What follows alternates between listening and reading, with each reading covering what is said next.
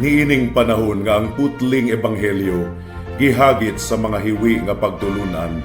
Kinahanglang mubarog ang mga tinuna ni Kristo sa pagpakigbisog sa paglaban sa pagtuo nga makausa ug alang sa tanang panahong gihatag sa Dios ngadto sa iyang katawhan. Mao'y hinungdan nga namugna kining tulumanon ang putling ebanghelyo. 30 minutos nga pagsabwag sa tinuod nga ebanghelyo kauban ni Pastor Jeremias hangad ang putling ebanghelyo. Ang putling ebanghelyo. Ang putling ebanghelyo.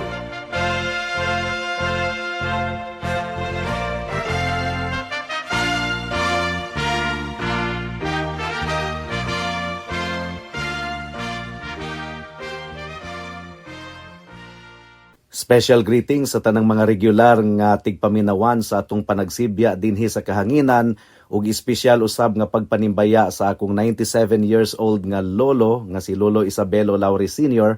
ug sa akong 74 years old nga nanay nga si Nanay Kunsing nga naminaw karon. Alang sa pagpamalandong sa pulong sa Ginoo, please turn with me to Romans chapter 8 verse 24 hangtod sa 25. Ang giingon dinhi: tungod kay niini nga paglaom naluwas kita. Karon ang paglaom nga makita dili paglaom, kay kinsa man ang maglaom alang sa butang nga iyang nakita.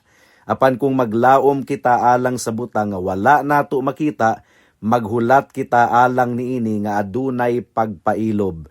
May the Lord bless the proclamation of His word at this moment. Review una kita mga kaigsuunan. Gipasabot ni Pablo niini nga kapitulo ang mga kahimayaan sa atong pagsagop diha sa panimalay sa Dios. Gisagop kita niya ingon nga iyang mga anak kung kita tinuod nga magtutuo sa atong Ginoong Hesukristo, ingon nga atong bugtong Dios ug manluluwas. Nakadawat kita sa tanang panalangin sa mga benepisyo ingon nga mga anak sa atong Dios. Ug maampingon gayud kaayong gilatag ni Pablo ang iyang argumento niini nga bahin sa iyang sulat, ug ang tanang mga pulong mga kaigsuunan mahinungdanon gayud kaayo sa nga tanan. For example, sa verse 15 and 16, gipasabot ni Pablo ang pinakaunod mahitungod sa atong pagsagop sa panimalay sa Dios. Romans 8:15 and 16 ang giingon dinhi, tungod kay wala kamo makadawat sa espiritu sa pagkaulipon aron mahulog pag-usab sa kahadlok. Apan nakadawat kamo sa espiritu sa pagsagop, ingon nga mga anak, nga pinaagi kaniya mutawag kita og Aba, Amahan. Ang espiritu nagsaksi uban sa atong espiritu nga kita mga anak sa Dios. Dayon sa bersikulo 17 mga kaigsuunan, gilarawan ni Pablo ang bunga niini nga panalangin, kita mga manununod. Romans 8:17 gipasabot kana ni Pablo, pero adunay usa ka isyu nga kinahanglan natong masabtan. Mga manununod kita sa mga bahandi sa Dios, apan wala pa nato madawat ang kinatibuk-an sa atong gipanunod. In fact, ang mga anak sa Dios kinahanglan gayong makasinati sa mga kalisod niining kalibutana, sa mga si Kristo nakasinati og kalisod. Ang iyang mga igsuon kinahanglan gayod nga makasinati usab og kalisod. So wala nagsaad ang Kristyanismo og hayahay nga kinabuhi niining kalibutana. Mo kini atong gipasabot ni adtong mga miaging simana. Ang giingon sa verse 17, kung tinuod gayod nga nagantos kita kauban niya, aron kita mahimaya usab kauban niya. And then ang sunod nga mga tulo ka mga bersikulo parihong nagsugod sa for or tungod kay, ug ang matag bersikulo nagpasabot sa atong inheritance sa kahimayaan nga ana-ana apan wala pa at the same time. So it is a logical consequence. Ang giingon sa verse 18 mga kaigsuunan, ang atong kamulong kuno nga mga pag-antos dili gayud ikatandi sa kahimayaan nga nagpaabot kanato. And then sa verse 19, ang tanang kabuhatan nagpaabot alang niini nga mahimayaon nga bahandi nga madawat sa mga katawhan sa Ginoo. And then sa verse 20, gipasabot ni Pablo nga ang tanang kabuhatan nagpaabot tungod kay nahimo kining ilalom sa Mga pag-antos usab sama sa nasinatian sa mga katawhan gumikan kay gitunglo kini sa Dios, pero dili kini ang final nga disenyo sa atong Ginoo. O kini nga bersikulo nagtapos niini nga mga pulong nga in hope, adunay paglaom. Romans 8:21 ang giingon dinhi nga ang kabuhatan mismo mapahiling kawas gikan sa pagkagapos niini ngadto sa pagdunot ug makabaton og kagawasan sa himaya sa mga anak sa Dios. And then gisumpay ni Pablo sa verse 22 and 23 nga mao ang atong pamalandong ni adtong miaging semana. Ang giingon dinhi kay nasayod kita nga ang tibuo kabuhatan dugay rang nagagulo sama sa mga kasakit sa pagpanganak hangtod karon. Ug dili lang ang kabuhatan kundili kita mismo nga adunay mga unang bunga sa espiritu nag-agulo sa kinasuluran samtang mahinamon kitang nagpaabot sa pagsagop isip mga anak ang pagtubos sa atong mga lawas. So, parihong ang kabuhatan ug ang mga katawhan nagpaabot gayod nga adunay paghinam-hinam niini nga paglaom. Ug mao kini ang atong buhi nga paglaom nga gipasabot sa atong teksto karon sa verse 24 and 25. Ug kini nga mga bersikulo once again nagsugod sa pulong nga for or because or tungod kay. Karon sa mga mahilig sa King James Version of the Bible, kinahanglan ninyong masayran nga dili kaayo klaro ang translation sa King James Version sa verse 24. Kaya ang giingon sa King James, for we are saved by hope. Nga kung ato kanang i-translate sa Bisaya, mugawas nga naluwas kita pinaagi sa paglaom. Mga kaigsuunan, wala kita naluwas pinaagi sa paglaom. Naluwas kita pinaagi sa pagtuo. Ang pagtuo mao ang instrumento nga nadawat nato ang kaluwasan. Kinahanglan nga mahimo kitang tataw niini. Naluwas kita pinaagi sa dugo nga giula ni Kristo didto sa cross sa Kalbaryo nga mao ang nagtabon sa tanan natong mga kasalanan. Kung ikaw tinuod nga magtutuo sa atong Ginoong Hesukristo, si Kristo mao ang sinugdanan ug katapusan sa atong kaluwasan. Naluwas kita niadtong nakasabot kita nga kita makasasala gayod atubangan sa Ginoo, hugaw kaayo ilalom sa iyang tunglo ug kapungot. Ug nga guilty gayud kaayo kita atubangan sa Ginoo. Apa nakita nato ang kamatayon ni Kristo ug ang iyang pagkamatarong ingon nga atong bugtong nga paglaom. So ang pagtuo mao ang instrumento nga atong nadawat ang tanang benepisyo sa dugo ni Kristo nga iyang giula didto sa cross ug sa iyang pagkamatarong nga gisulob nga ri kanato niadtong mituo kita sa atong Ginoong Hesukristo. Niadtong ato siyang gigakus gayod sa tiunay gayod kinatibuk-an gayod ingon nga atong bugtong Dios ug manluluwas. So, I am not saying that the King James translation is wrong, but it is a little bit confusing. Ang insakto nga pagka-translate kining niya sa New American Standard Bible. Gumikan kay ang giingon dinhi, for in hope we have been saved. So wala kita naluwas pinaagi sa paglaom, kundili naluwas kita diha sa paglaom. You see the difference? Ang paglaom wala kini nag-imply nga mao kini ang instrumento nga nadawat nato ang kaluwasan, kundi ang paglaom mga kaigsuonan mao kini ang atong kondisyon ingon nga mga niluwas nga katawhan sa Dios. Aduna na kitay buhi nga paglaom. Niadtong ang balaang espiritu gibanhaw niya ang atong patay nga kalag pinaagi sa grasya nga atong nadawat pinaagi sa pagtuo, gibutang usab niya sa atong mga kasing-kasing kining buhi nga paglaom.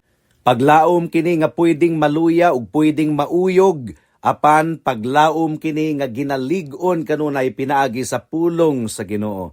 We have been saved. Sa grammar mga kaigsuunan, ang tawag niini aorist tense nga nagpasabot nga naluwas na kita kaniadto niadtong mituo kita kang Kristo ug kini nga kaluwasan nagpadayon hangtod karon ug magpadayon kini hangtod sa pagbalik sa atong Ginoong Hesukristo.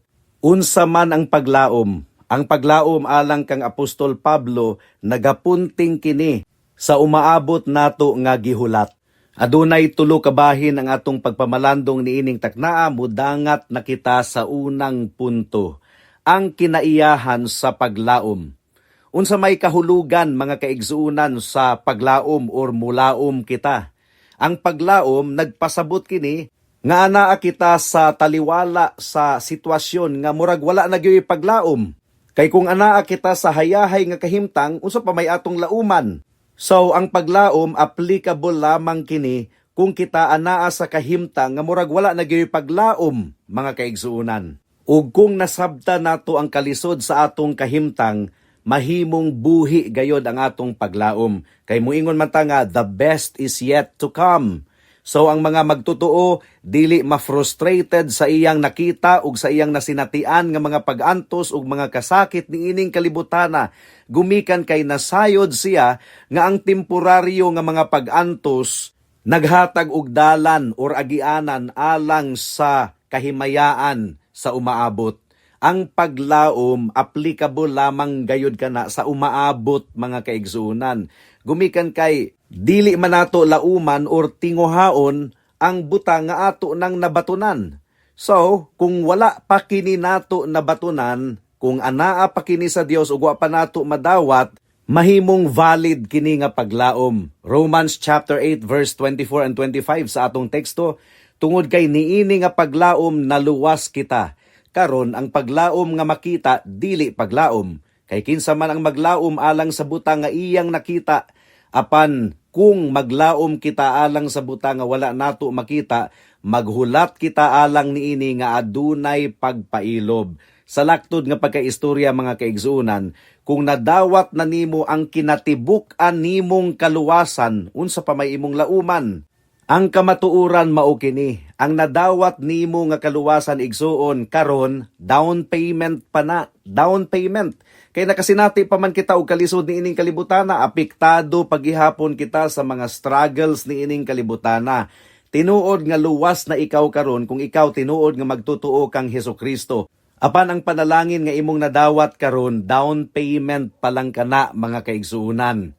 Ang giingon sa Ephesians chapter 1 verse 13 and 14, diha kaniya man usab sa pagadungog ninyo sa pulong sa kamatuuran ang ebanghelyo sa inyong kaluwasan ug sa dihang mituo kamo kaniya, gisilyuhan kamo sa gisaad nga balaang espiritu nga mao ang garantiya sa atong kabilin nga napanunod hangtod nga makuha nato ang pagkabato niini alang sa pagdayig sa iyang kahimayaan.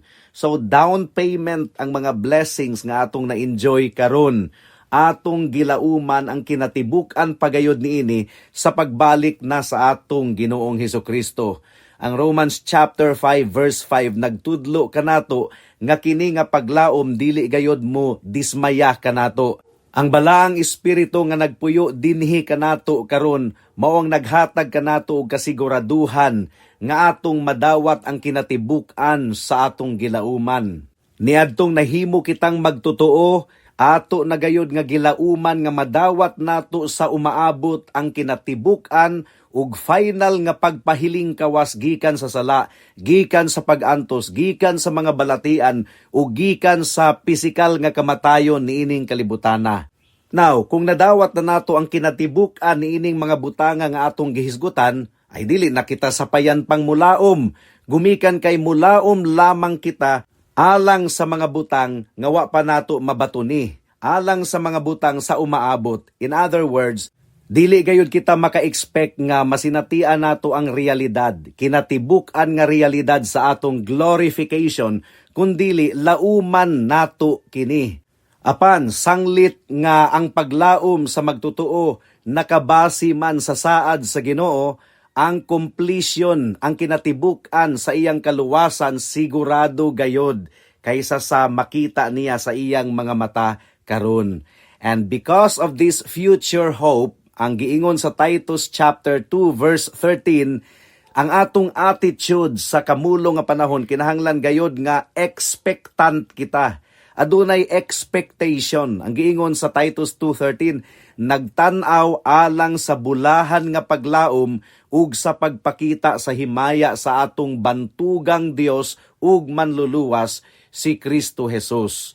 So kung ikaw nagkinabuhi nga adunay paglaom alang sa umaabot, imposible gayod nga ang mga butang sa kamulong nga panahon makasamok-samok kanimo or makalitag kanimo. So niini nga bahin gitudlo gayod ni Pablo kanato nga kung matintal kita nga ma-discouraged or maguol gayod kayo gumikan sa mga pag-antos ug sa kahimtang nato nining kalibutana, ang giingon ni Pablo, tutok sa paglaom, tan-aw sa atong buhi nga Dios ug sa iyang buhi nga saad.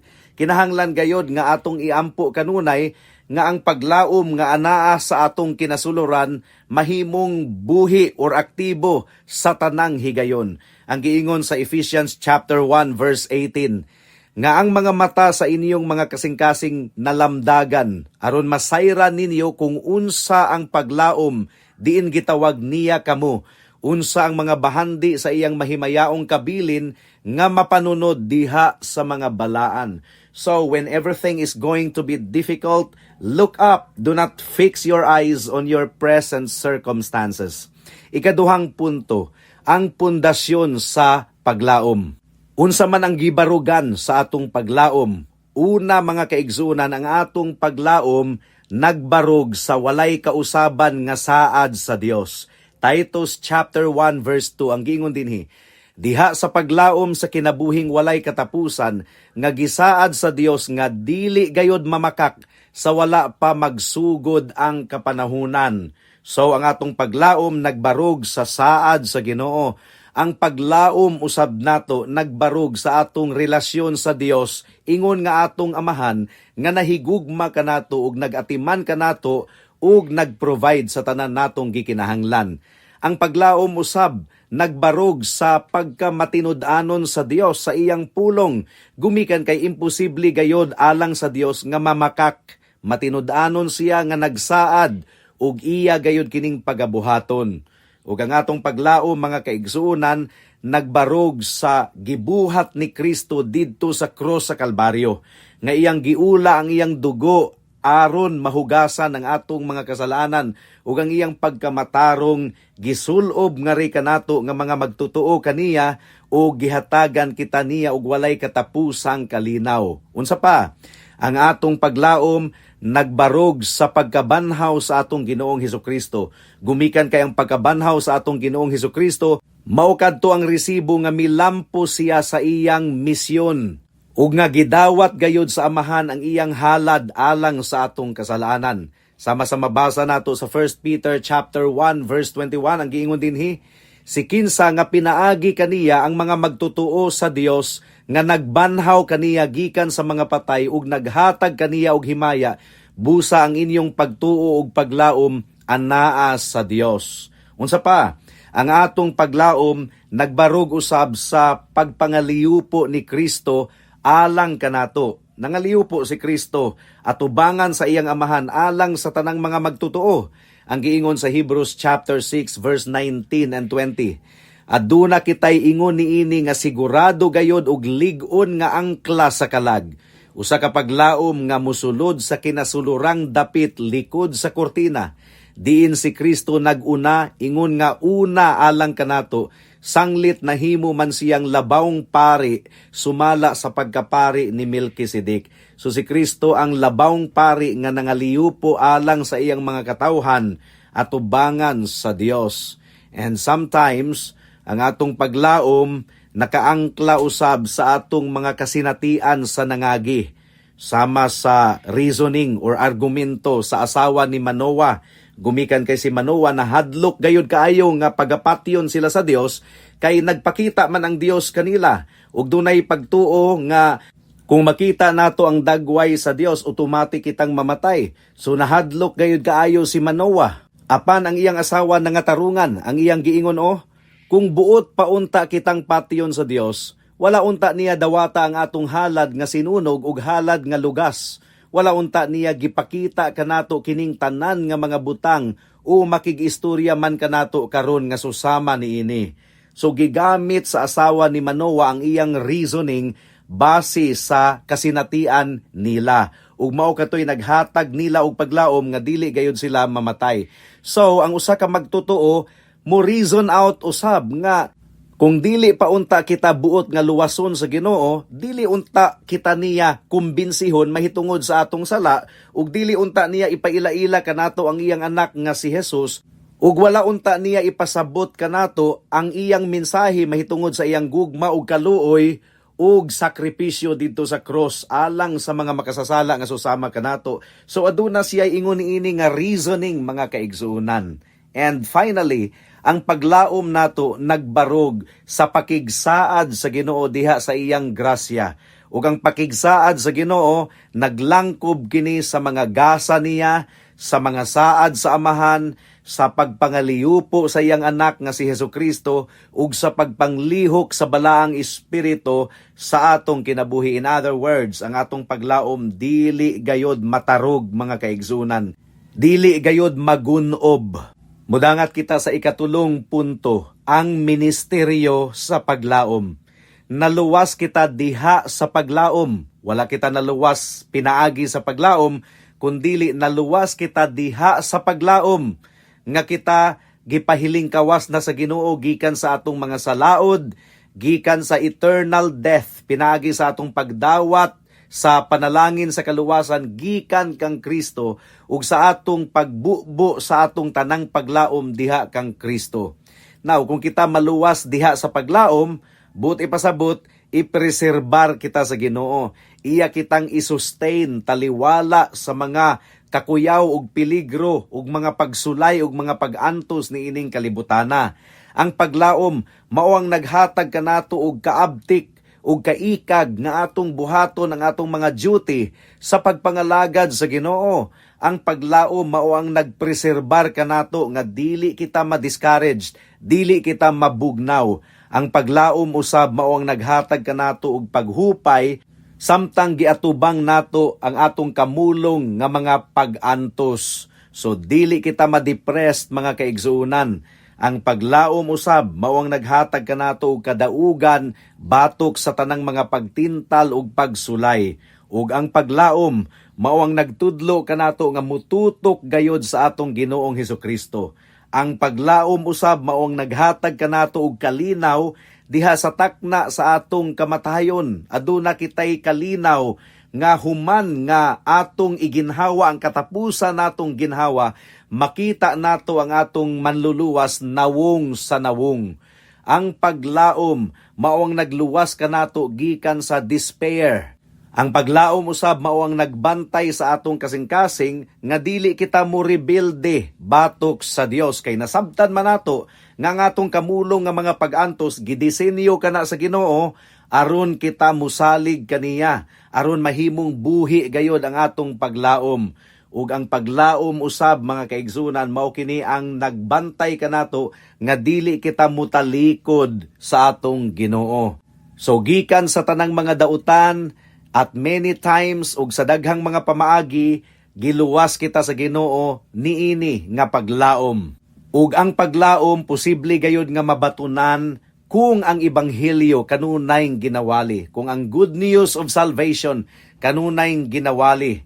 So, mo gani hinungdan nganong nagwali kita dinhi sa kahanginan in order to proclaim the hope of eternal life sa tanang mga makasasala nga nagtuo sa atong Ginoong Hesukristo nga adunay paghinulsol sa ilang mga sala. Ang paglaom mao ang naghatag kanato og pagpailob sa atong pagsinati sa atong kamulong nga kahimtang. Patience of hope in our Lord Jesus Christ. Kung mas lig-on ang atong paglaom, mas duna kitay dako kaayong pagpailob ug mas lig-on ang atong pagbarog alang kang Kristo niining kalibutana. Ang kaluwasan mga kaigsuonan naglangkob kini sa pagpili sa Dios kanato sa nangagi ug naglangkob usab kini sa pagtawag sa Ginoo kanato sa kamulong nga panahon ug sa iyang paghimo kanatong balaan sa kamulong nga panahon. Ug ang kaluwasan naglangkob usab kini sa kining gitawag og glorification. Paghimaya kanato nga atong madawat sa kinatibuk-an gayod sa umaabot. Gipili kita alang sa kaluwasan sa atong Dios Amahan. Gitubos kita pinaagi sa gibuhat ni Kristo didto sa krus sa Kalbaryo ug gihinluan kita o gibalaan kita pinaagi sa pagpanglihok sa balaang espiritu, and we shall be glorified by the cooperation and as the joint work of the whole of the divine persons in the Godhead, the Father, the Son, and the Holy Spirit. Mudangat na kita sa mga aplikasyon. Nasayod kita nga kung mamatay kita, langit gayod ang atong kapadulngan kung ikaw tinuod nga magtutuo kang Kristo. Nasayod kita nga pagaayuhon sa Ginoo ang tanang kabuhatan. Nasayod kita nga dili gayud pakiyason sa Dios ang iyang saad nga iyang gibungat na diha sa iyang pulong. Pero sa kamulong nga panahon, mga kaigsuunan, nakasinati pa kita og kasakit, mga pag-antos, na discourage kita at times, mao nga sayon ra gayud kaayo alang kanato nga mawad-an og pagpailob. Apan dili lamang ang paglaom ug pagpailob ang nagpahimong posible alang sa usa ka Kristohanon nga mupadayon gayod, muantos gayod sa kamulong nga mga pag-antos ug mga kasakit niining kalibutana. Adunay gipasabot si Pablo sa verse 26 nga mo'y atong pamalandong karong sunod semana mahitungod sa pagpanglihok sa balaang espiritu nga mao ang nagalig-on kanato taliwala sa atong mga kasinatian. Ang giingon sa Romans 8:26, maingon man usab ang espiritu nagatabang kanato sa atong kahuyangon. Tungod kay wala kita masayod kung unsa ang atong iampo sumala sa kinahanglan natong iampo, apan ang espiritu mismo ang nangaliyupo alang kanato nga adunay pag-agulo nga lawom ra kaayo alang sa mga pulong. So usa ka importante gayud kaayo nga kabahin sa bulohaton sa balaang espiritu mao ang pag-sustain kanato, pag-sustinar kanato taliwala sa mga pag-antos. Ang balaang espiritu mao ang nangaliyupo alang kanato samtang nasinatian nato ang mga pagsulay niining kalibutana. In other words, ang balaang espiritu ang nagtabang kanato nga kita mupadayon gayod hangtod sa katapusan.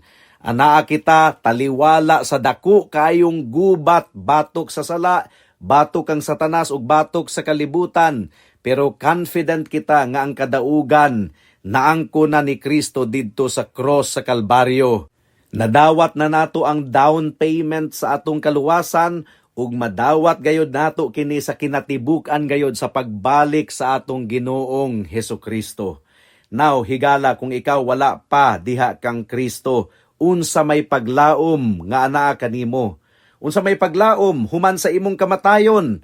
Kinsa ang mulaban kanimo atubangan sa Dios Amahan? Higala, ang kuna nga ikaw makasasala gayod. Wala kay katakos nga luwason ang imong kaugalingon, nga limpyuhan nimo ang imong kaugalingon sa imong mga sala. No, salig lamang kang Kristo, dangup kang Kristo. Tuuhi nga ang iyang dugo nga giula didto sa cross sa Kalbaryo igo na alang sa pagpapa sa tanan nimong mga sala ug salig sa iyang pagkamataro nga igasulob kanimo kung ikaw mutuo lamang kaniya ingon nga imong bugtong Dios ug manluluwas. Ayaw na og langan-langan pa, buhata kini karon dayon samtang aduna pay higayon kay basin ug ugma ulahi na ang tanan. Amen. Oh, come to the Savior, He mightily calls, to save by His power divine. Come anchor your soul in the haven of rest, and say, my beloved is mine. I've anchored my soul in the haven of rest. I'll sail the wide seas no more. The tempest may sweep over wild stormy deep. In Jesus I'm safe evermore.